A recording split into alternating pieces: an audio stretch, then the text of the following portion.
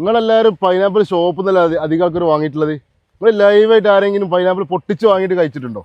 ഇതാ ഇവിടെ തോട്ടുമുക്കത്തുനിന്ന് പിന്നെ തിരുവമ്പാടി ഇവിടെ റോഡിൻ്റെ അകത്ത് വമ്പൊരു പൈനാപ്പിൾ തോട്ടമുണ്ട്.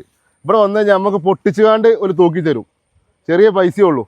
അടിപൊളി പൈനാപ്പിൾ. ഇവർക്ക് ലൈവായിട്ട് പൊട്ടിച്ച് അങ്ങോട്ട് കാണിച്ചു കൊടുക്കുക. ഞാൻ എപ്പോൾ പൊട്ടിച്ചുതരാം. ഇതാ ഒരു മിനിറ്റ്. ഇത് ഭയങ്കര മുള്ളാട്ടോ, അത് തൊടാൻ വയ്യവല്.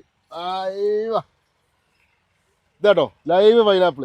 ഞാനും ഷമ്മാസും കൂടി തോട്ടുമുക്കത്ത് തിരുവമ്പാടി പോയിരുന്നു. അപ്പോൾ എന്താ പൈനാപ്പിൾ തോട്ടത്തിൽ വന്ന് പൈനാപ്പിൾ അങ്ങനെ കട്ട് ചെയ്തുകൊണ്ടിരിക്കുന്നത്. നല്ല അടിപൊളി ഫ്രഷ് പൈനാപ്പിൾ. ഷമ്മാസേ അത് പറഞ്ഞെടുത്താ, തോട്ടത്തിനേറ്റ് പറഞ്ഞെടുത്താ. നല്ല അടിപൊളി തോട്ടമാണ്. ഒരുപാട് ഏരിയകളിലുണ്ട്. നമ്മൾ ഈ പൈനാപ്പിളൊക്കെ നമ്മൾ ഷോപ്പുകളിൽ വാങ്ങിയിട്ടുള്ള ശീലമാണുള്ളത്. ഇത് നമ്മൾ നേരിട്ട് ഇവിടുന്ന് പറിച്ചിട്ട് ആ ഒരു സാധനം ഇവിടുന്ന് കാണുമ്പോൾ ഒരു പ്രത്യേക അനുഭൂതിയാണ്.